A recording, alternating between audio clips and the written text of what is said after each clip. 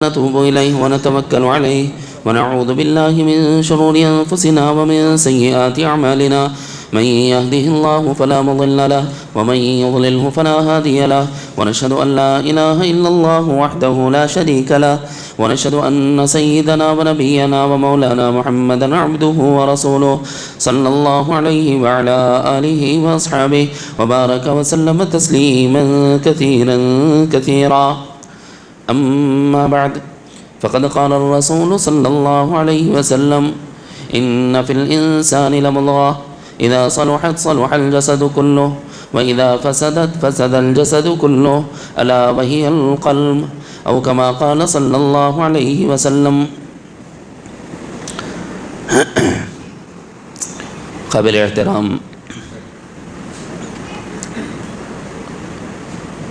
حضرات علماء کرام، معزز دینی بھائیوں اور اسلامی بہنوں، ترتیب کے اعتبار سے مضمون جو چل رہا ہے وہ ہے تصفیہ قلب، یعنی اپنے دل کو پاک کرنا ان صفات سے جو صفات ناپسندیدہ ہیں اور آراستہ کرنا ان صفات سے جو صفات پسندیدہ ہیں. سابقہ دو مجلسوں میں تفصیل کے ساتھ بات سنائی گئی کہ کون سی صفات کون سے اعمال و افعال منافقین کے ہوتے ہیں، ان سے اپنے کو بچنے اور بچانے کی ضرورت. اجمالی طور پر اتنا ذہن میں رکھیں کہ جو باتیں اب تک آئی ہیں اس کے بعد آیات کی روشنی میں کیا اشارات مل رہے ہیں، آج اس کو سنانا ہے. سابقہ مجلس میں دو مجلسوں میں اچھی طرح یہ بات ذہن میں بٹھائی گئی کہ منافقین کی دو قسمیں ہیں، منافق اعتقادی، منافق عملی. یہ کیوں، اس کا تذکرہ کیوں؟ یہ اس لیے ہے کہ دل کی تین حالتیں ہیں. ایک حالت معلق بالدنیا کی ہے، دنیا سے جڑا ہوا، اور ایک حالت معلق بالآخرہ کی ہے، آخرت سے جڑا ہوا، اور ایک حالت معلق بالمولا کی ہے جو مطلوب ہے تصوف اور سلوک میں. وہاں تک ہم کو جانا ہے. تو جائیں گے کب؟ جب نیچے سے ہماری بنیاد مضبوط ہو، وہاں تک جائیں گے. پہلا مرحلہ ہے تصفیہ کا اور دوسرا مرحلہ ہے تحلیہ کا. تصفیہ کہتے ہیں ناپسندیدہ صفات سے اپنے دل کو پاک کرو. جب ناپسندیدہ صفات نہیں ہوں گی تو ناپسندیدہ اعمال سے بچو گے. اس کے نتیجے میں اس کی ضد پسندیدہ صفات ہمارے اندرون میں آئیں گی جو تحلیہ قلب کہلاتا ہے، اور ہم سے وہ اعمال کا صدور ہوگا جو اعمال ہمارے لیے پسندیدہ ہیں، جو صفات پسندیدہ کی صورت میں ظاہر ہوں گے. تو اب ہمیں اپنا جائزہ لینا ہے کہ ہمارا دل معلق بالدنیا ہے، معلق بالآخرہ ہے، معلق بالمولا ہے. معلق بالدنیا والے جو قلوب ہیں وہ کس کے ہوتے ہیں؟ منافقین کے، کافرین کے، یہود کے، نصارہ کے، مجوس کے، دہریوں کے. ٹھیک، یہ 6 قسمیں بتائی ہیں. منافقین، کافرین، یہود، نصارہ اور دہری ہے. غیر مسلمین اس کو اجمالاً کہہ سکتے ہیں. تو اب ہمارا دل کہیں ان لوگوں کی دلوں کی قابلیت، ان لوگوں کی دلوں کی صفات جو ہوتی ہیں ان صفات والا دل تو نہیں ہے. یہ دیکھنا ہے قرآن کی روشنی میں. اور یہ معلوم ہوتا ہے جہاں جہاں اللہ تعالیٰ نے قرآن مجید میں منافقین کا تذکرہ فرمایا ہے، وہاں سیاق و سباق پر نظر ڈالنے سے معلوم ہوتا ہے کہ کون سی علامتیں، کون سی صفات، کون سے اعمال اللہ تعالیٰ نے منافقین کی صفات، منافقین کی علامات اور منافقین کے اعمال کے طور پر بیان فرمائے. اس سے اندازہ ہوتا ہے. اسی بنیاد پر آیات ربانی کی روشنی میں کچھ باتیں بیان کی ہیں. مثلا سورہ منافقون کی پہلی آیت میں اللہ تعالیٰ نے فرمایا کہ وہ جھوٹے ہیں. ایک دوسری جگہ قرآن مجید ہی میں جھوٹی قسم کھانے والے ہیں، بات میں قسم کھانے والے ہیں، بے بات قسم کھانے والے ہیں. یہ ان کی صفت ہے یا ان کی علامت؟ کیوں؟ اس لیے کہ اللہ کی ان کے قلب میں عظمت نہیں، اور جو بے عظمتی ہے اس کا اظہار ایسے ہوتا ہے کہ اس کے نام کی قسم اٹھانے کو بالکل ہلکا اور معمولی سمجھتے ہیں. یعنی اللہ تعالیٰ کے معاملے میں اللہ کی ذات کو ہلکا سمجھنا یہ صفت ہے نا، یہ سمجھنا کہاں ہے؟ دل میں ہوتا ہے. تو اس لیے فرمایا کہ جو صفت ہے بے بات میں قسم کھانا، بے عظمتی کی وجہ سے، عظمت و بے عظمتی دل میں ہوتی ہے. اس لیے فرمایا کہ یہ بے عظمتی اللہ تعالیٰ کے اپنے قلب سے نکالنا ہوگا، کیونکہ یہ علامت منافق کی ہے، یہ صفت منافق کی ہے. یہ فعل اور عمل قسم کھانے کا بے وقعتی کے ساتھ، بے احترامی کے ساتھ، بے ادبی کے ساتھ، بات میں، بات بے بات میں، یہ منافق کا عمل ہوتا ہے۔ اسی طرح بتایا کہ دیکھو جھوٹ بولتا ہے، بات کرے گا تو جھوٹ بولتا ہے۔ حدیث شریف میں کیا فرمایا نبی علیہ السلام نے؟ آیت المنافق ثلاث، منافق کی 3 علامتیں، اذا حدث کذب، جب بات کرے گا جھوٹ بولے گا۔ اب یہ ایک سوال پیدا ہوتا ہے، سوال کا جواب دے دوں۔ جھوٹ ہمیں پہلے بتایا گیا جب نفس کی تربیت کی جا رہی تھی، جب تعلیم دی جا رہی تھی تزکیے کی، لسانی گناہ بتائے جا رہے تھے، جھوٹ تو وہاں ذکر کیا گیا، پھر یہاں جھوٹ کیوں؟ غور کرنا اس بات پر، وہاں جھوٹ آ گیا نا بھائی، پھر دل کی جگہ اس جھوٹ کا تذکرہ کیوں؟ صوفیہ فرماتے ہیں جھوٹ آدمی اس بنیاد پر بولتا ہے کہ اس کو آخرت میں جواب دہی کا یقین ہی نہیں، کیونکہ اس کو آخرت پر یقین ہی نہیں۔ تو یہ بے یقینی کہاں ہوتی ہے؟ یقین اور بے یقینی کا جو محل ہے وہ دل ہے، یقین اور بے یقینی کا جو محل ہے وہ دل ہے۔ اب آخرت میں جواب دینا ہوگا تو آدمی جھوٹ کیوں بولے گا؟ بھئی مجھے اللہ کو جواب دینا ہے۔ اب یقین ہی نہیں ہے تو کیا ہوگا؟ عمل سے اس کے وہ عمل صادر ہوگا جو صور ظاہر میں لسانی گناہ ہے، لیکن باطناً قیامت کے دن اللہ تعالیٰ کی بارگاہ میں حاضر ہونے کا یقین نہیں، اس عدم یقین کی بنیاد پہ کہہ رہا ہے۔ تو یہاں صوفیہ فرما رہے ہیں کہ جھوٹ بولنے والے کا جو عمل ہے وہ عمل منافقین کے اعمال میں سے ہے، وہ صفت آخرت پر یقین نہ ہونے کی وجہ سے ہے۔ اس بنیاد پر اگر جھوٹ کوئی آدمی بول رہا ہے تو سمجھ لے کہ وہ آخرت پر جیسے یقین رکھنا چاہیے ویسے یقین نہیں رکھ رہا۔ اللہ کے سامنے جواب دہی کا شعور، اللہ کو جواب دینے کا احساس اگر یہ ہوگا تو پھر جھوٹ نہیں بولے گا۔ اسی طرح دوسری جگہ بھی سمجھیں جہاں پر ہم پہلے عملی گناہوں میں، لسانی گناہوں میں، مالی گناہوں میں ہم گنا کے آ چکے ہیں، لیکن دوبارہ آ رہا ہے تو اس کے پیچھے اس طرح کی کوئی حکمت ہوگی جس کی وجہ سے حضرات صوفیہ نے اس کو منافقین کے اعمال میں شمار فرمایا اور گنایا ہے۔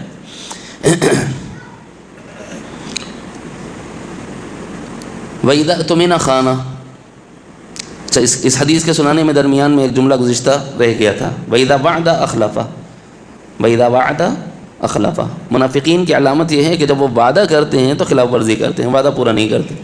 اب اپنا جائزہ لینا، اپنا محاسبہ کرنا، ہم نے بھی وعدہ کیا ہے، ہمارے وعدوں کی ایک بھرمار ہے، ہم نے کس کس سے وعدہ کیا ہے، کب کب کیا ہے، کہاں کہاں کیا ہے، تفصیل بتاؤں گا تو صرف اسی میں وقت نکل جائے گا، میں صرف اجمالاً بولتا ہوں۔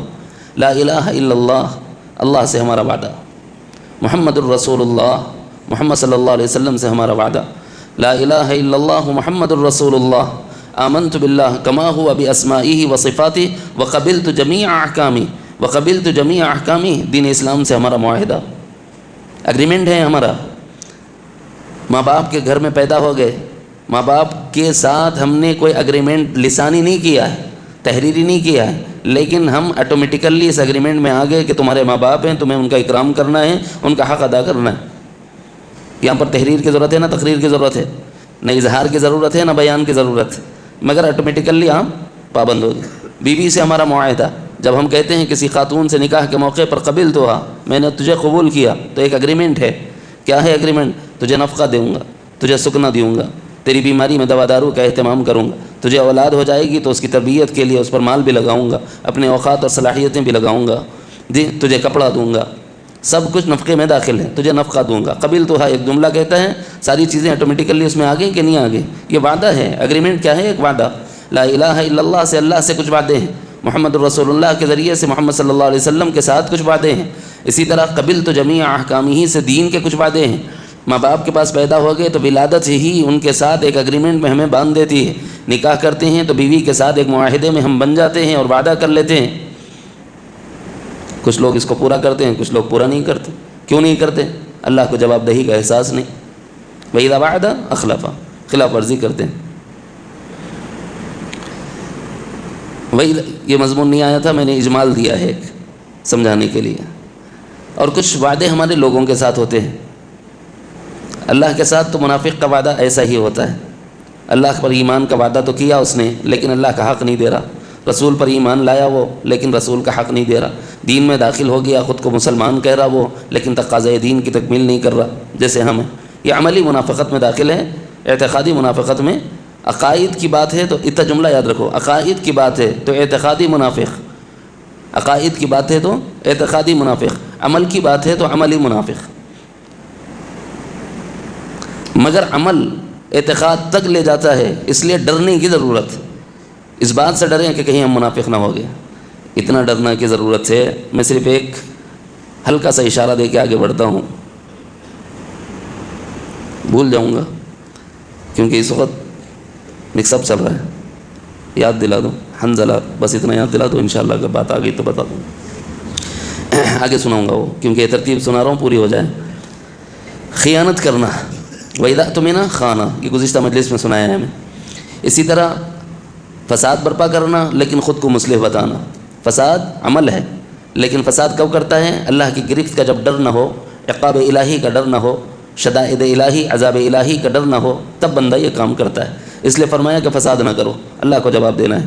تم ایک معمولی سی کسی چیز کی جان نکالنا چاہتے ہو تب بھی اللہ تمہیں اجازت نہیں دیتا، الا یہ کہ وہ موذی ہو، جان لینے والی چیز، بقیہ تم کسی کی جان نہیں لے سکتے، بلا ضرورت کسی کی جان نہیں لے سکتے۔ اب اسی سے بہت سے لوگ دوسری چیزیں میں نکالتے ہیں، وہ قربانی میں جانا لے لیتے، سو بولتے ہیں، وہ ضرورت ہے، وہ اس لیے کہ جو پیدا کرا اس کا حکم ہے، وہ الگ چیز ہے۔ بلا ضرورت سے مراد آپ اپنے شوق کے لیے کسی کا شکار کر رہے ہیں، یہ جائز نہیں ہے، اپنے شوق کے لیے نہیں کر سکتے۔ ہاں بھوک کا تقاضا ہے، پھر اللہ نے کہا کلوا واشربوا من رزق اللہ، یہ اللہ تعالیٰ کی رزق میں سے ہے، کھاؤ اور پیو۔ جانوروں کو اللہ تعالیٰ نے ثمانیۃ ازواج من الضأن اثنین ومن المعز اثنین قل اذکرین حرم ام الانثیین اما اشتملت علیہ ارحام الانثیین۔ اس آیت میں اللہ تعالیٰ نے جانوروں کی وہ قسمیں جو تمہارے لیے رزق کی صورت میں دی گئی اور حلال ہیں بتایا ہے، اس کو کھا سکتے ہیں۔ کون سی چیز حرام ہے اس میں سے، مردوں کے لیے یا عورتوں کے لیے پوچھا ہے اللہ نے؟ جب اللہ بنا رہا ہے، بنانے والا کہہ رہا ہے کہ یہ کھاؤ، تو پھر اب نہیں کھانا بلکہ بولے سو والے غلط بول رہے ہیں، ان کو علم نہیں ہے۔ خود کو فساد برپا کرتے ہیں اور خود کو مصلح بتاتے ہیں۔ فساد برپا کرنا بھی یہ عمل کس کا ہے؟ منافقین کا ہے۔ اور خود کو مصلح گردانتے ہیں، کیونکہ اللہ والے جتنے ہوتے ہیں نا وہ کبھی اپنے کو اچھا بولتے ہی نہیں۔ اللہ والوں کی پہچان یہ ہوتی ہے کہ عاجزی کا اظہار کرتے ہیں، سب میں تو کچھ نہیں، میں تو حقیر ہوں، میں تو فقیر بندہ ہوں، بس آپ لوگوں کی دعائیں ہیں، اللہ کی مہربانی ہے، نبی پاک صلی اللہ علیہ وسلم کی توجہات ہیں، مشائخین اعظام کی دعائیں ہیں، ان کی برکات ہیں۔ یہ کہتا ہے عاجز بندہ، میں بولا تو سمجھ لو کہ گڑبڑ ہے، کیونکہ ویسا کچھ اللہ بولے فلا تزکوا انفسکم هو اعلم بمن اتقى، بڑائی نہ جتلاؤ، متقی اور پارسائی نہ جتلاؤ، وہ جانتا ہے تم میں سے کون زیادہ تقوی والا اور کون زیادہ پرہیزگار ہے، اللہ سے کیا چھپا ہوا ہے۔ صحابہ کرام رضوان اللہ تعالی علیہم کی ذوات پر تبرہ کرنا، یہ بھی اللہ تعالیٰ نے قرآن مجید میں فرمایا کہ منافقین کا وصف ہے، مؤمنین کا نہیں۔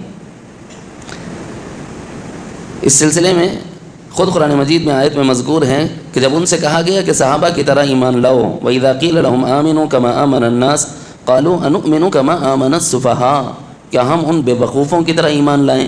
تو صحابہ کی بے احترامی ہوئی نا اس جملے میں، تو صحابہ کا جو بے احترام ہے وہ کون ہوگا؟ منافق ہوگا۔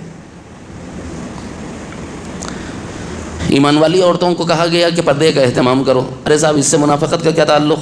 اس سے منافقت کا تعلق اتنا ہے کہ تمہاری ان کے ساتھ نرمی سے بات کرنا کہیں ان کے اندرون میں شہوت کی تما نہ پیدا کر دے۔ گزشتہ مجلس میں تفصیل سنائی میں نے، یا نساء النبی لستن کاحد من النساء ان اتقیتن فلا تخضعن بالقول فیطمع الذی فی قلبہ مرض۔ یہاں سے طمع شہوات لیا ہے محققین صوفیہ نے، طمع شہوات، شہوات کو طمع ملتی ہے جب کوئی عورت نرمی سے بات کرتی ہے۔ پر آئیے مردوں سے کیسی بات کرنی چاہیے؟ اپنی آواز میں ایک رعب ہونا چاہیے، کھڑکدار آواز ہونی چاہیے۔ کون ہیں آپ؟ کیوں فون کرے؟ کیا کام ہے آپ کو؟ ہاں ہلو بولے تو پھسل جاتا انہیں۔ آپ یہاں پر ہلو بولتے ہیں، انہیں ہل جاتا نیچے سے اوپر تک بیچارہ، ہوتا کہ نہیں ہوتا؟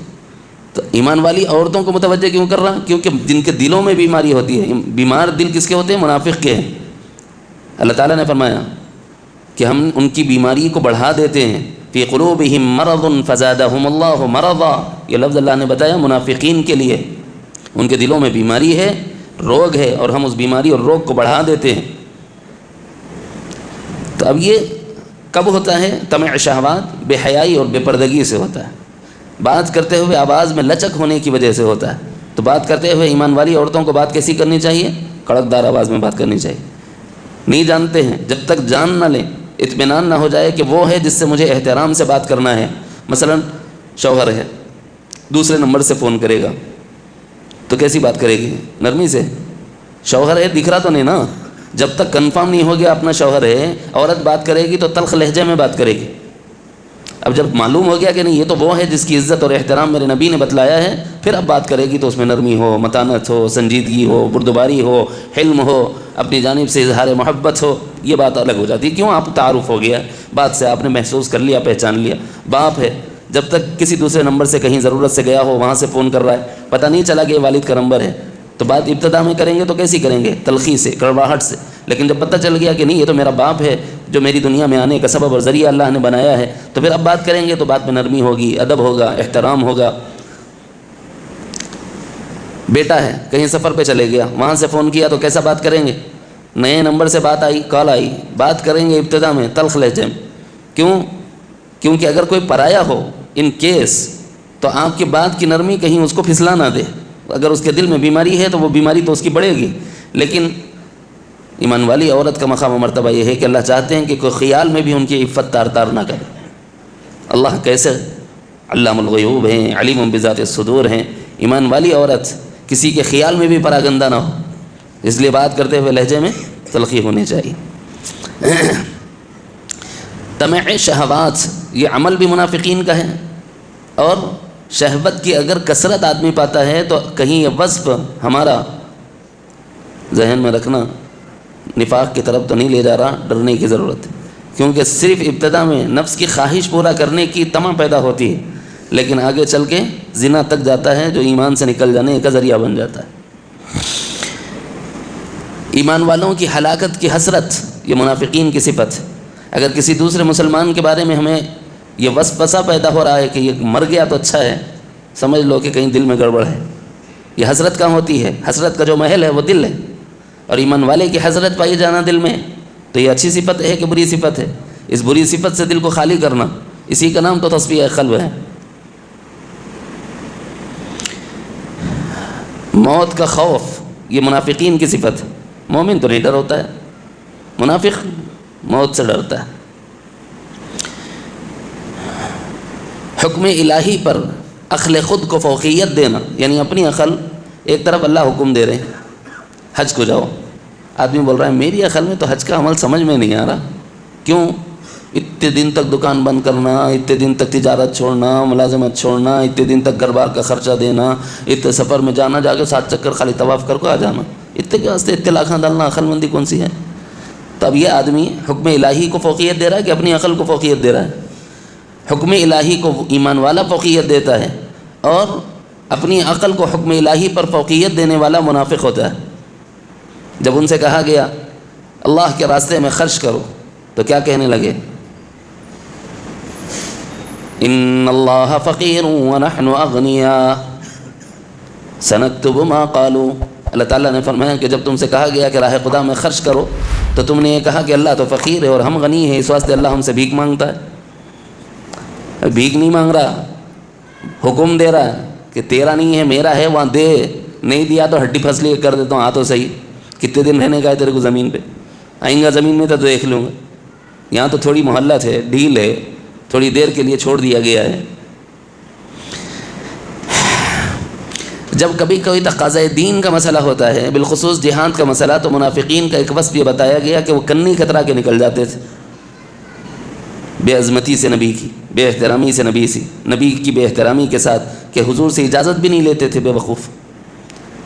ہم لوگ اس درجے کے نہیں ہیں مگر نچلے درجے کے ہیں. گزشتہ میں نے بہت سی مثالیں دی ہیں. 2 دوست کھڑے ہیں، نماز کو جانا ہے، ایک کنی کترا کے نکل جا رہا ہے. تقاضۂ دین کی تکمیل کے وقت کنی کترا کے نکلنا مومنی ہے کہ منافقی ہے؟ تو منافق عملی تو ہو ہی گئے نا. روزوں کا معاملہ لے لو، زکوٰۃ کا معاملہ لے لو، مسجد میں ٹھہرنے کا معاملہ لے لو، حج کا معاملہ لے لو، احکام دین کا معاملہ لے لو، سب جگہ یہ فٹ ہو جاتا ہے. جامع ترین جملہ ہے. تقاضۂ دین کی تکمیل کے موقع پر کنی کترا کر نکل جانا یہ مومن کی شان نہیں ہے. تقاضۂ دین اگر سامنے ہے تو اپنے آپ کو لبیک کہہ کے حاضر کرو. یہ صحابہ کا وصف ہے، یہ ایمان والوں کا وصف ہے. جب جو تقاضا تھا نبی علیہ السلام کے حکم اور ان کے تقاضے کی تکمیل کے لیے اپنی جان کے ساتھ حضرات صحابہ حاضر تھے. ایک مثال دے دوں اس کو سمجھنے کے لیے. ایک ایسا موقع آیا، مسیلمہ کذاب نامی ایک جھوٹا مدعی نبوت بنا. اس کافر نے نبی پاک صلی اللہ علیہ وسلم کی خدمت میں اپنا ایک قاصد بھیجا، اپنا ایک مکتوب بھیجا، خط بھیجا. اس میں یہ لکھا تھا کہ محمد آپ کے اور ہمارے درمیان ایک اگریمنٹ کر لیں گے، آپ کے ہمارے درمیان ایک اگریمنٹ کر لیں گے. کس قسم کا اگریمنٹ؟ بولے دیکھو آپ جب تک زندہ ہیں آپ نبی، آپ کے بعد میں نبی. العیاذ باللہ، نخر کفر نباشت. ہم تو اس کا جو خط ہے وہ سنا رہے ہیں. ٹھیک ہے، کیا کہا؟ جب تک آپ حیات ہیں آپ نبی، جب آپ پردہ کر جائیں میں نبی. یا ایسا کر لو آدھا عرب تمہارا آدھا عرب میرا، اس پر تم نبوت کا دعویٰ کرو، اس پر میں نبوت کا دعویٰ کروں. نبی رحمت صلی اللہ علیہ وسلم نے تحریر لکھوائی، کیونکہ آپ خود لکھتے نہیں تھے. فرمایا کہ لکھو میں تو سچا رسول ہوں اللہ کا اور سارے عالم کے لیے بھیجا گیا ہوں. تو جھوٹا ہے، تیری نبوت نہ اب ہے نہ بعد میں رہے گی، نہ کسی علاقے میں تیری نبوت اب ہے نہ آگے کبھی رہے گی. پورے علاقوں کے لیے، پورے زمانوں کے لیے، پورے مکانوں کے لیے میں ہی نبی بنا کر بھیجا گیا ہوں. تو جھوٹا ہی جھوٹا ہے. اب اس کے بعد یہ تحریر اٹھائی، یوں صحابہ سے پوچھا ہے تم میں سے کوئی جرأت کرنے والا کہ جائے اور مسلمہ کے سامنے یہ خط دے دے؟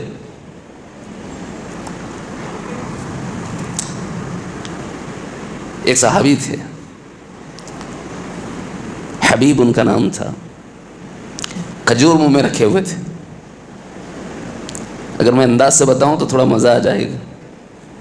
کیسے ہم نوالا اٹھاتے منہ میں ڈالتے رہتے نا، کہیں دیر نہ ہو جائے تو ایسا جب اٹھ جاتے ہیں نا تو اپنے ہاتھ سے چھوٹ کر نیچے گرتا ہے. ان کے ہونٹوں تک کھجور چلا گیا تھا. وہ جب اٹھ کر کہنے لگے یا رسول اللہ کسی اور کو موقع نہ دینا، میں حاضر ہوں. یا رسول اللہ میں حاضر ہوں، میری جان حاضر. کیوں؟ اس لیے کہ پتہ ہے کہ مسلمہ کوئی معمولی آدمی نہیں ہے، اس کی فوج ہے، اس کے پہرے دار ہیں، اس کے حشم و قدم ہیں، اس کے ارد گرد نگران ہیں، تیریں ہیں، تلواریں ہیں، نیزیں ہیں، برشیاں ہیں. اور یہ خط جس میں صاف اس کی نبوت کا انکار کیا جا رہا ہے، ظاہر ہے کہ وہ تو غصے میں آئے گا ہی، پھڑپھڑائے گا ہی، اور اپنے غصے کا اظہار خاصیت کے ساتھ کرے گا. کنفرم ہے. کہنے لگے یا رسول اللہ میری باری میری باری، میں پہلے بولا، دوسرے کو نہیں بھیجنا. بولے میں جاؤں گا. اور جانتے ہیں ان کے بچے کتنے تھے؟ ان کے 12 بچے تھے. کثیر العیال. جب آدمی کے بچے ہوتے ہیں تو فکر بچوں کی ہوتی ہے کہ میرے بعد ان کا کیا ہوگا، بیوی کی ہوتی ہے کہ میرے بعد ان کا کیا ہوگا. کہنے لگے یا رسول اللہ تقاضا ہے دین کا اور وہ بھی آپ کی ختم نبوت کا، میرے علاوہ کسی کو یہ خدمت نہ دینا، میں تیار ہوں. اور وہ کہتے کہتے کھجور ان کے منہ سے نیچے گر گئی. تو صحابہ ہنستے ہوئے کہنے لگے ارے کھجور تو سنبھال لے، بعد میں مسلمہ کو سنبھال لینا. ہوتا نا ظرافت تھوڑی سی آپس میں کر لیتے ہیں. بولے کھجور کا مسئلہ اگر تاخیر ہو جاتی اور حضور کسی اور کو موقع دے دیتے اور کوئی پہل کر جاتا اور حضور اس کو موقع دے دیتے تو یہ سعادت سے محرومی کی بات. تو تقاضۂ دین کی تکمیل کرنا بڑی سعادت کی بات، اور اس کے لیے جان کے ساتھ حاضر ہو جانا یہ کمال کی بات. اور ہمارا حال یہ ہے کہ جب تقاضے دین کے ہوں نہ جان کے ساتھ حاضر ہیں، نہ مال کے ساتھ حاضر ہیں، نہ اہل و عیال کے لیے قربانی دینے کو تیار ہے. اب جب گئے کذاب کے پاس، جھوٹے کے پاس، اس نے کہا کہ دیکھ پڑھنے کے لیے اپنے ارد گرد رہنے والوں کو دیا تو وہ زور سے پڑھنے لگا تو اس میں تو صاف لکھا ہوا ہے کہ تو جھوٹا ہے، کذاب ہے. تو وہ بھی بیٹھے تو ایسا بیٹھے تھے کہ اپنی تلوار انہوں نے زمین پہ یوں ماری ہوئی ہے اور اس پر ہاتھ رکھ کے بیٹھے ہوئے ہیں جیسے کوئی شاہی آدمی بیٹھا ہوا ہو. ارے تجھے معلوم بھی ہے تو کیا بول رہا ہے؟ مجھے جھوٹا بولا جا رہا ہے، اس کے نتیجے میں تجھے جو سزا مل سکتی ہے تجھے اندازہ ہے؟ اچھا تو مجھے بول دے، مجھے جھوٹا مانتا ہے کہ سچا مانتا ہے؟ تیرا نبی تو بول رہا ہے ٹھیک ہے. تو انہوں نے کہا کہ میرے نبی نے کہہ دیا تو کہہ دیا، تو جھوٹا تو جھوٹا، تو سچا تھا کب کیا اب ہو جائیں گا؟ میرے ماننے سے تو سچا تھوڑا ہی ہو جائیں گا، میں مانوں گا بھی نہیں. میرے نبی نے کہہ دیا کہ تو جھوٹا ہے تو جھوٹا ہی ہے. تو اس نے تلوار اٹھائی اور ان کا بایاں ہاتھ کاٹ دی. اس کے بعد بولا اب بول کیا بولتا ہوں. تو کہنے لگے کہ ایک بار کہہ دیا تو کہہ دیا، خیر پوری بات سن من. یاد رکھ میرے 12 بچے ہیں. جب یہ خط لانے کی باری آئی نا تو جب میں نے ان کے بارے میں نہیں سوچا تو اس کے بارے میں کیا سوچوں گا میں؟ ایک ہاتھ کے بارے میں جو کرنا ہے کر لے، تو جھوٹا ہے تو جھوٹا ہے. تو اس نے تلوار اٹھائی اور دوسرا ہاتھ ختم کر دی. کہا اب بول. بولے ہم وہ ہیں جو موت کو تمہارے نزدیک شراب جتنی لذیذ ہے موت کو اس سے زیادہ لذیذ رکھنے والے ہیں، جو اپنی موت کو پسند کرتے ہیں جیسے تم غذاؤں کو پسند کرتے ہو. تم ان کو موت کا ڈر دے رہے ہو. تیرا جو جی میں آیا کر لے، میں نے تجھے جھوٹا کہا تو جھوٹا کہا، نبی نے جھوٹا کہا تو جھوٹا ہے. تو اس نے سر قلم کر دیا. ادھر سر قلم کیا، ادھر دربار نبوت صلی اللہ علیہ وسلم میں آنکھیں اشکبار ہو گئیں اور آقا علیہ السلام نے فرمایا کہ حبیب شہید کر دیے گئے. یہ ہے تقاضۂ دین، اور تقاضۂ دین پر اپنی جان کی قربانی تک کا پیش کرنا. اب تقاضۂ دین آئے اور کنی کترا کے نکل جانے کا مزاج ہو تو یہ مومنانہ مزاج نہیں، یہ منافقانہ مزاج.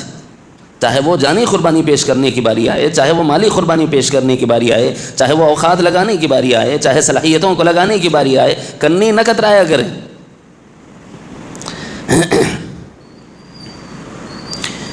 سورہ ماعون پوری کی پوری منافقین کی صفات ہی سے بھری ہوئی ہے. ارائیت الذی یکذب بالدین، قیامت کے دن کا جھٹلانے والا منافق. فذلک الذی یدع الیتیم، یتیم کو دھکے دینے والا. یہ عمل منافق کا ہے، مومن کا نہیں، کیونکہ ہمارے نبی یتیم تھے اور انہوں نے یتیموں کے ساتھ ان کے سروں پر دست شفقت رکھ کر ہمیں تعلیم دی، یتیموں کے ساتھ حسن سلوک کی. اور یوں فرمایا یتیموں کے ساتھ حسن سلوک کرو.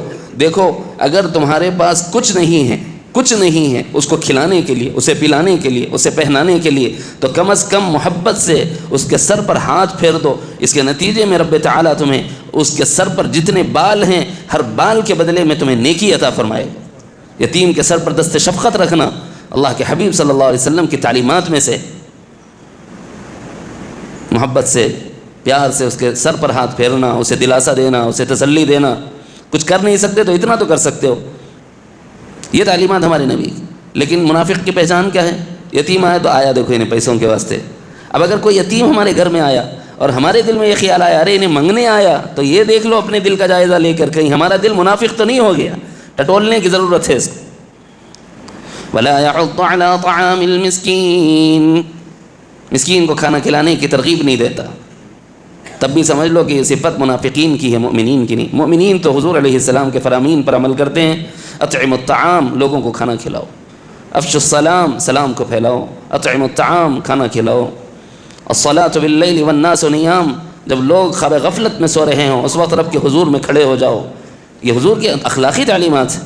کھلانا اور پھر مسکین کو، یہ تو بدرجہ اولا ہے. ایک آدمی محتاج نہیں ہے اسے کھلانا، اس کی ترغیب ہے اس میں نبی علیہ السلام کی تعلیمات میں. تو پھر جو مسکین ہے وہ تو ضرورت مند ہے. فقیر کو مسکین کہتے ہیں.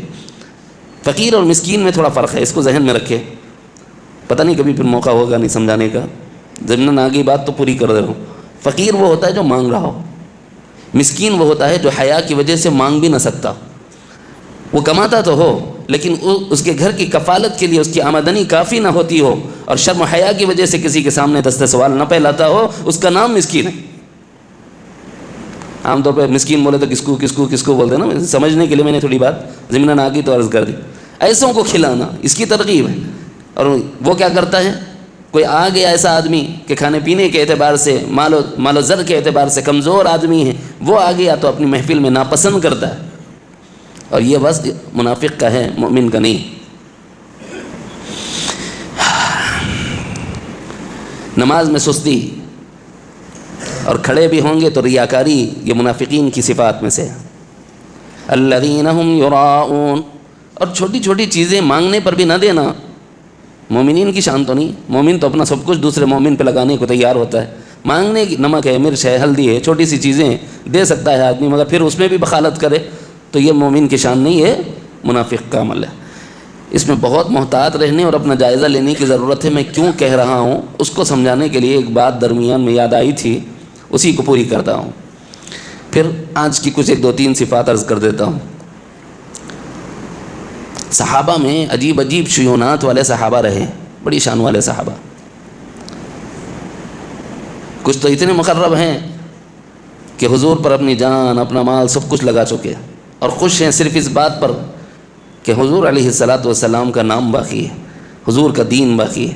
جیسے سیدنا ابو بکر صدیق رضی اللہ عنہ، جب ان سے پوچھا گیا تم نے اپنے گھر والوں کے لیے کیا چھوڑا، تو فرمایا کہ میں نے گھر والوں کے لیے اللہ اور اس کے رسول کو چھوڑا ہے، باقی سب آپ کی خدمت میں حاضر ہے. ایسے ہی جانثار صحابہ میں ایک قصہ میں نے سنایا. صحابہ اس درجے کے ہیں کہ اللہ نے ان کے بارے میں یہ اعلان فرما دیا، رضی اللہ عنہم ورضوا عنہ. اب وہ کچھ بھی کرے ہوں گے، کیا بھی کر لیے ہوں گے، ان کا ذاتی مسئلہ، وہ جانے، اللہ جانے. ہم کو اختیار نہیں ہے اس میں بحث میں جانے کا، مشاجرات صحابہ. لیکن اللہ نے اپنا فیصلہ ان کے بارے میں سنا دیا. اولئک الذین امتحن اللہ قلوبہم للتقوی، اللہ تعالیٰ نے ان کے دلوں کا امتحان لیا، تقوی سے پر پایا. لہم مغفرہ، ان کے لیے مغفرت ہے، اجر عظیم. اس قدر ان کے بارے میں اپنی جانب سے عنایات کا اظہار کیا. رضی اللہ عنہم ورضوا عنہ، وہ اللہ سے راضی ہیں اور اللہ ان سے راضی. حرف آخر اب کیا باقی رہ گیا؟ کچھ بھی باقی نہیں. اتنے درجے کے ہیں صحابہ. اس کے باوجود ہماری زبان کا جائزہ لینے کے لیے بتا رہا ہوں، اس کے باوجود ایک صحابی ہیں اور ان کی شان یہ ہے کہ ان کو لقب دیا گیا غسیل الملائکہ. وجہ یہ ہے کہ نبی رحمت صلی اللہ علیہ وسلم نے ندا لگوائی حی علی الجہاد. اس زمانے میں حی علی الصلاح حی علی الفلاح اتنا ہی سنے آتا. نبی علیہ السلام کے زمانے میں 2 اذانیں اور ہوتی تھی. ایک اذان ہوتی تھی حی علی الجماعہ اور ایک اذان ہوتی تھی حی علی الجہاد. حی علی الجماعہ کا مطلب ہوتا ہے کہ نبی رحمت صلی اللہ علیہ وسلم منبر پر جلوہ فرما ہیں اور کچھ نصیحت ارشاد فرمانا چاہتے ہیں. لوگوں جمع ہو جاؤ مسجد نبوی میں. سارے جمع ہو جاتے. ایک آدمی جاتا ندا لگا دیتا، سیرن تو تھا نہیں کہ بجا دیں سب آ جائیں. ایک آدمی آواز لگاتے ہوئے گھوڑ سواری پر گھوڑے پر سوار ہو کر گشت لگاتے ہوئے بات کر حی علی الجماعہ حی علی الجماعہ کہتا تھا. جمع ہو جاؤ. حضور نے نصیحت فرمانا ہے، سب کو جمع ہونے کا حکم فرمایا. سارے صحابہ اکٹھے ہو جاتے. اور کبھی ایسا ہوتا کہ حضور علیہ السلام نصیحت فرما چکے ہوتے اور جہاں دین کے تقاضے کی تکمیل ہوتی صحابہ کو روانہ فرما دیتے. اب دیر ہو چکی ہے، اتنی دیر کہ حی علی الجہاد. اب سفر کے لیے جہاد کے لیے صحابہ نکلنے کو تیار ہیں. لوگوں اس قافلے سے جڑ جاؤ، یہ مطلب رہتا تھا اس وقت، اس قافلے سے جڑ جاؤ. تو اذان آئی، آواز آئی حی علی الجہاد. صحابی رسول ہے حضرت حنظلہ، یہ اپنی زوجہ محترمہ کا حق ادا کرنے کے بعد ان پر غسل واجب ہو گیا تھا، ہے نا. قربت کے بعد غسل واجب ہو جاتا ہے. اب یہ حمام کی طرف جا رہے ہیں غسل کے لیے. ادھر کان میں آواز پڑی حی علی الجہاد. جائزہ لینا اپنا اور ان کا.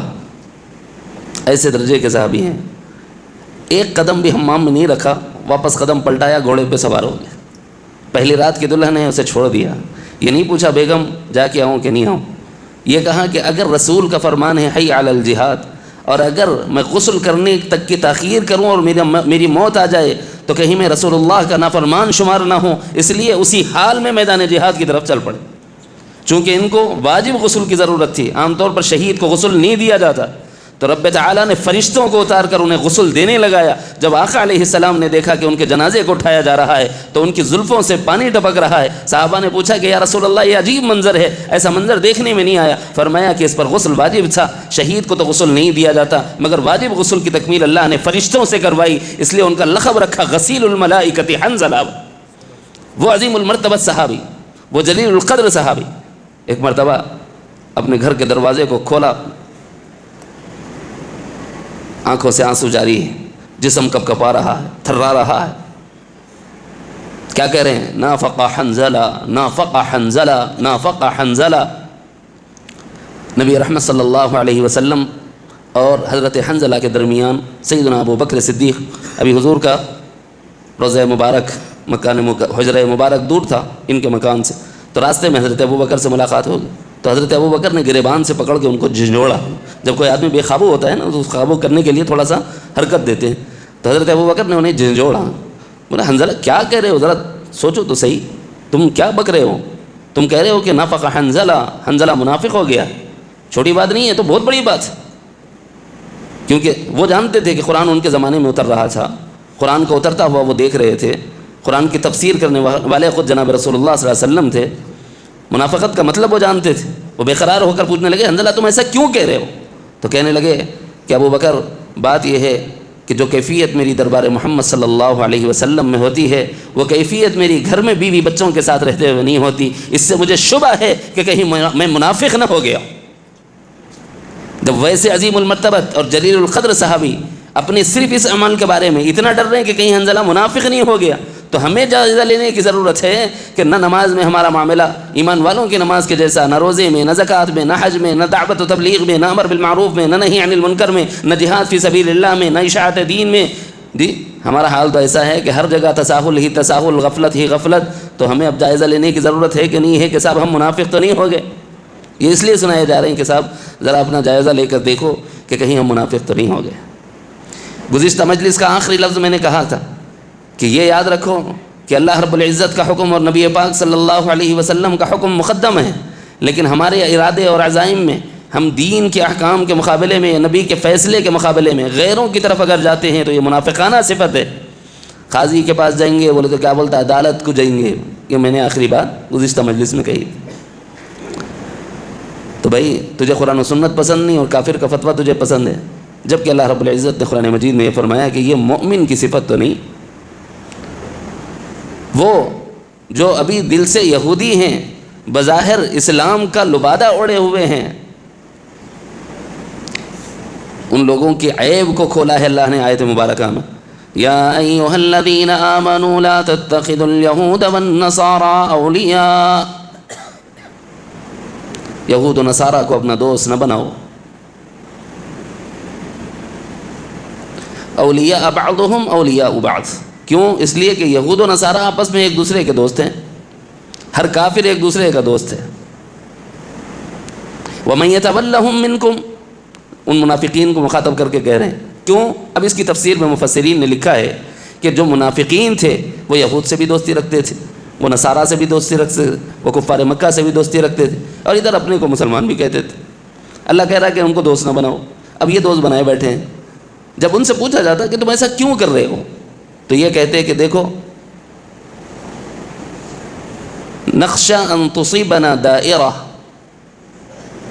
ہمیں اس بات کا اندیشہ ہے کہ کہیں وہ لوگ ہمیں زچ نہ کر دیں. اب یہاں آ کر اپنے دل کا امتحان لینا، کسی اور کی طرف مت دیکھنا، اپنے دل پر دیکھنا.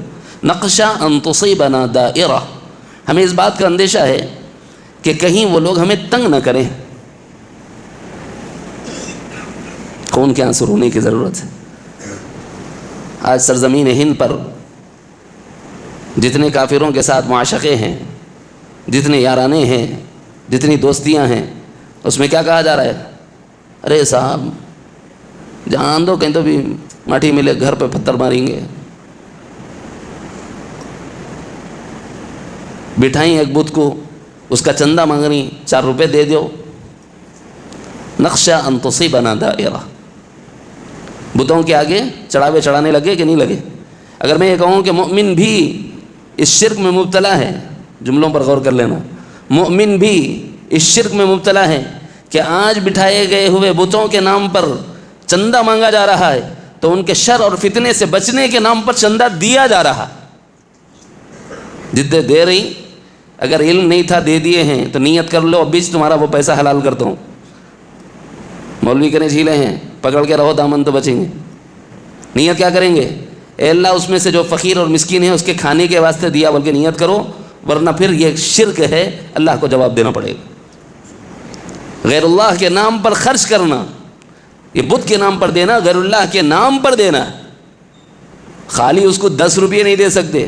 ہمارے گدھوں سے بدتر کروڑوں میں اس کی بولی لگا کے خرید رہے ہیں، تبرک کہتے اس کا. ایسا ہوتا ہے. میں نام نہیں لے رہا ہوں، مگر آپ لوگ عقل مند ہیں، میرے کو معلوم ہے. جہاں تک آپ کو جانا ہے آپ لوگ چلے جاتے. ہو رہا ہے کہ نہیں ہو رہا ہے؟ گلی گلی چندے ہو رہے ہیں کہ نہیں ہو رہے؟ اور اس پر دے رہے ہیں کہ نہیں دے رہے ہیں؟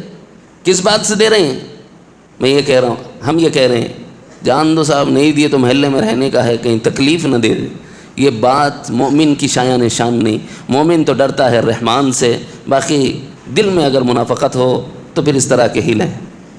نخشى ان تصیبنا دائرہ. اللہ نے فرمایا ان سے دوستی نہیں تو نہیں. ارے صاحب پھر ہم لوگوں نے دے دیا نا، کیا کرنا؟ نیت کر لو اب بیچ خرچ ہونے سے پہلے. میں ان لوگوں کو کھانے دیا.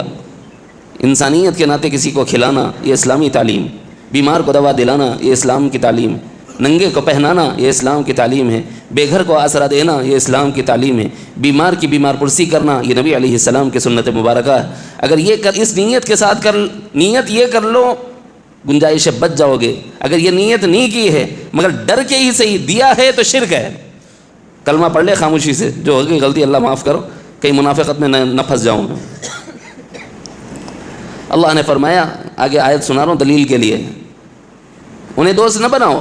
اولیاء بعضهم اولیاء بعض، وہ تو ایک دوسرے کے دوست ہیں. ایمان والے کو دوست بنانا چاہیے. کافروں سے کوئی دوستی نہیں، کوئی یاری نہیں. ہاں انسانیت ان کے ساتھ ہے، ہمدردی ان کے ساتھ ہے، وطنیت ان کے ساتھ ہے، لیکن اس کے باوجود اگر وہ شرک کرتے ہوں تو شرک کے عمل میں ان کی متابعت نہیں، ان کے ساتھ چلنا نہیں، اور ان کے کام میں شراکت نہیں.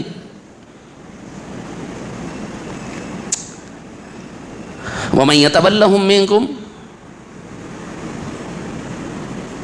اتنا ڈرنے کی ضرورت ہے. وَمَن يَتَوَلَّهُم مِّنكُم، دوستی مت کرو، اللہ بول دیا.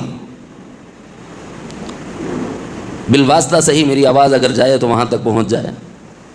یہ اہل عرب جو آج یہود کو اپنا دوست بنائے ہوئے ہیں، نصارہ کو اپنا دوست بنائے ہوئے ہیں، اثر و رسوخ اور طاقت کے باوجود مسلمانوں کے مقابلے میں غیر مسلموں کو فوقیت دیتے ہیں، وہ جان لیں وَمَن يَتَوَلَّهُم مِّنكُم، اللہ نے کہا ان سے دوستی نہیں. اور اگر تم اس کے خلاف کرو گے فَإِنَّهُ مِنْهُمْ، تم انہی میں سے ایک ہو. إِنَّ اللَّهَ لَا يَهْدِي الْقَوْمَ الظَّالِمِينَ، ایسے ظالموں کو اللہ ہدایت نہیں دیتا.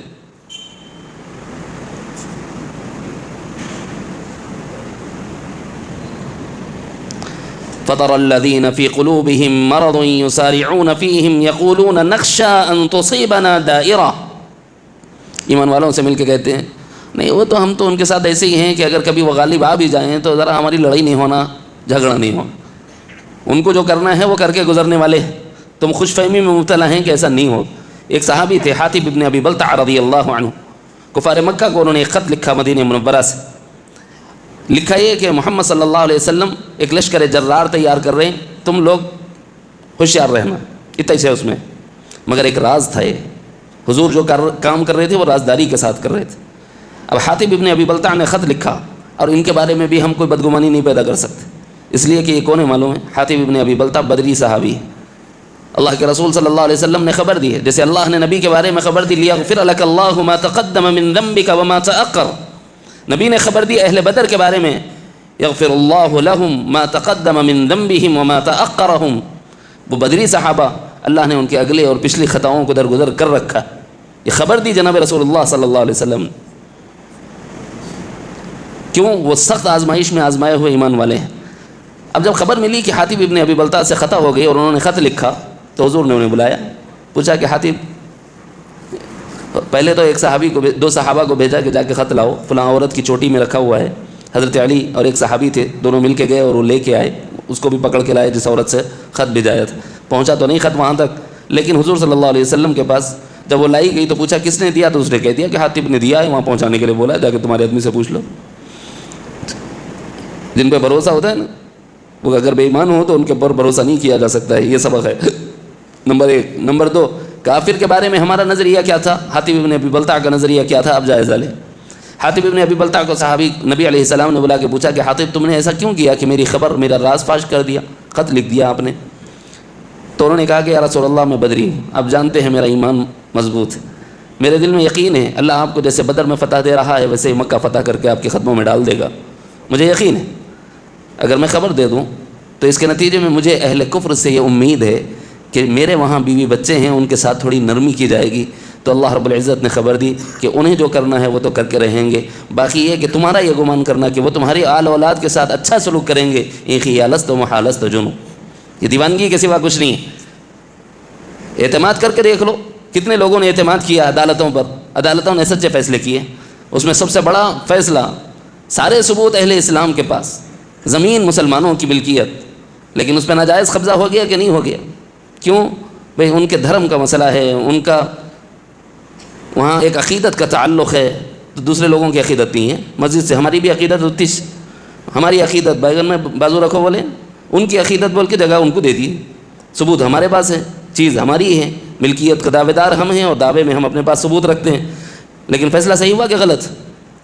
عالم ربانی مولانا کلیم صدیقی کو اس وقت گرفتار کیا ہوا ہے، سزا سنا دی. کیوں سنائی؟ بولے کہ زبردستی مسلمان کر رہے ہیں. زبردستی مسلمان کر رہے ہیں تو گردن پہ تلوار رکھے تھے کیا؟ کلمہ پیش کرے، قبول کر لیا. لیکن اس وقت ہو رہا کہ نہیں؟ انصاف ہونے والا رہتا تو ایسا نہیں ہوتا تھا. سلمان اظہری کو اندر کرے کہ نہیں؟ ہم یہ سمجھ رہے ہیں کہ ہماری ان پر اعتماد کی وجہ سے وہ شاید ہمارے ساتھ تھوڑی نرمی کا رویہ رکھیں گے. یہ گمان ہے ہمارا. کافر کافر ہے، کفار لا اعتبار ہے، اس پہ بھروسہ نہیں کیا جا سکتا، اسے اپنا حکم اور فیصل نہیں بنایا جا سکتا. جب ہم ان معمولی چیزوں میں انہیں اپنا حکم اور فیصل نہیں بنا سکتے تو وہ جو ہمارا شعائر کا مسئلہ ہے، جہاں ہمارا تقوی دیکھا جاتا ہے، اگر تم متقی ہو نہیں ہو جانچنا ہو تو ایک پیمانہ دیتا ہوں. تقوی والا کون ہے؟ جس کے دل میں شعائر کی عظمت ہوتی ہے، وہ متقی.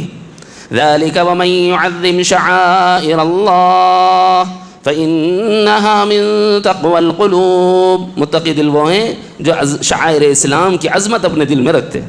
اللہ کی عظمت ہو، اللہ کے رسول کی عظمت ہو، دین کی عظمت ہو، شعائر دین کی عظمت ہو، حرمین شریفین کی عظمت ہو، اقصیٰ کی عظمت ہو، وادی قدس کی طور سینہ کی عظمت ہو، مسجدوں کی عظمت ہو، اوقاف کی عظمت ہو، اس لیے کہ یہ شعائر میں سے ہے۔ تیرے باپ کی جاگیر ہے، نہ میرے باپ کی جاگیر ہے، یہ زمین اللہ کی ہے، اور مسلمانوں کے استعمال کے لیے اہل اسلام نے اللہ کے نام پر دے رکھی۔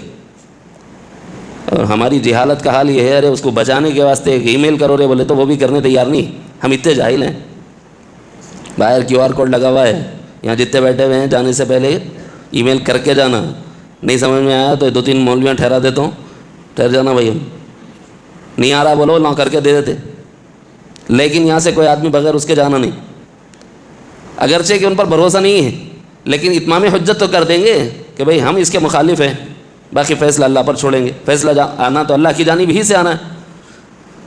وہ تو بدماشی کریں گے، یقین ہے، وہ تو انصاف کبھی کرے تھے، نہ آگے کریں گے۔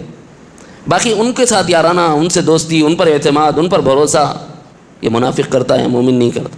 مومن تو بس اللہ پر بھروسہ کرتا ہے، مومن تو بس رسول اللہ پر بھروسہ کرتا ہے، مومن تو بس ایمان والے پر بھروسہ کرتا ہے۔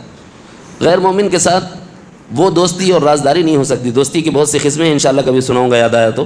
اس وقت میرے موضوع سے میں ہٹ جاؤں گا۔ تو ایک بات میں کہہ رہا تھا کہ منافق کی صفت کیا ہے؟ غیروں سے دوستی۔ جب ان سے کہا گیا ایسا نہ کرو تو کیا کہنے لگے؟ ہم تو اصلاح کرنے والے ہیں۔ عجیب بات یہ ہے، جب ایمان والوں سے ملتے ہیں وَإِذَا لَقُوا الَّذِينَ آمَنُوا قَالُوا آمَنَّا، ارے آپ مسلمان، الحمدللہ میں بھی مسلمان پکا۔ آپ کے ابا کا نام میرے ابا کا نام، آپ کے دادا کا نام میرے دادا کا نام، لیکن بڑے عجیب منافق ہیں۔ وَإِذَا خَلَوْا إِلَىٰ شَيَاطِينِهِمْ، اور جب تنہائی میں شیطانوں سے ملتے ہیں قالوا انا معکم، نہیں وہ تو ہم لوگ ایسی تم لوگوں کے ساتھ ہے، اصل تو ہم لوگ تمہارے چھے، ہم تم ایک ہی چھے۔ انما نحن مستہزئون، ہم تو ایمان والوں کا مذاق اڑا رہے تھے۔ 3 صفتیں میں نے بتائی ہیں۔ نمبر 1 غیر مسلم کے ساتھ دوستی، یہ منافقت کی صفت ہے، مومن کی نہیں۔ نمبر 2 اپنے ساتھ ایمان کا دعویٰ کرنا اور دوسروں کے ساتھ جا کر ان کے ہونے کا دعویٰ کرنا، یہ صفت منافقت کی ہے۔ مومن کھڑا ہوتا ہے، بھئی آپ کا ہوں تو آپ کا ہوں، پرایا ہوں تو پرایا ہوں، سمجھ رہے ہیں؟ وَإِذَا قِيلَ لَهُمْ وَإِذَا لَقُوا الَّذِينَ آمَنُوا قَالُوا آمَنَّا وَإِذَا خَلَوْا إِلَىٰ شَيَاطِينِهِمْ قَالُوا إِنَّا مَعَكُمْ، اس کو ذو الوجہین کہتے ہیں، 2 چہرے والا، ادھر ایک منہ ادھر ایک منہ۔ عرف عام میں 2 منہ کا سانپ بولتے ہیں، کیا بولتے ہیں؟ 2 منہ کا سانپ، 2 طرف سے بھی نقصان پہنچاتا ہوں۔ انما نحن مستہزئون، ہم ایمان والوں کا مذاق اڑا رہے تھے۔ تو اب یہاں تیسری صفت کیا بن گئی؟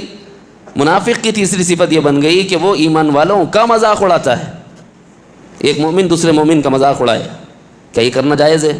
ہمارے اللہ نے ہمیں قرآن مجید میں یہ حکم فرمایا ہے، یا ایھا الذین آمنوا لا یسخر قوم من قوم عسى ان یکونوا خیرا منہم ولا نساء من نساء عسى ان یکن خیرا منہن ولا تلمزوا انفسکم ولا تنابزوا بالالقاب۔ ادب بتایا اللہ نے، ایمان والا کیسا رہتا ہے، کسی دوسرے مومن کو کبھی حقیر نہیں جانتا۔ مذاق اڑانا تو بہت دور کی بات ہے، کسی مومن کا مذاق نہیں اڑاتا۔ لا یسخر قوم من قوم، ایمان والوں کو نہیں چاہیے کہ کوئی ایک طبقہ دوسرے طبقے کا مذاق اور مسخرہ کرے، تمسخر نہ اڑائے۔ کیوں؟ عسى ان یکونوا خیرا منہم، یہ ہو سکتا ہے کہ اللہ کے نزدیک تم سے زیادہ محبوب ہو۔ یہ مردوں کا حال ہے، عورتیں ہیں تو وہ بھی سن لیں، ایک عورت کسی دوسری عورت کی ٹانگ نہ کھینچ۔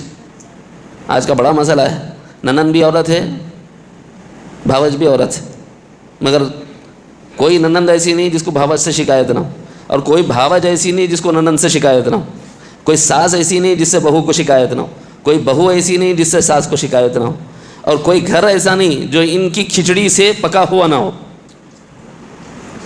وَلَا نِسَاءٌ مِّن نِّسَاءٍ عَسَىٰ أَن يَكُنَّ خَيْرًا مِّنْهُنَّ، بظاہر تم کسی خاتون کا مذاق اڑاتے ہو، تمسخر کرتے ہو، استہزاء کرتے ہو، کیا معلوم وہ رات کی تہجد گزار ہو، شب دار ہو، صائم النہار ہو، اس نے شوہر کو اتنا راضی کیا ہو کہ رب راضی ہو چکا ہو۔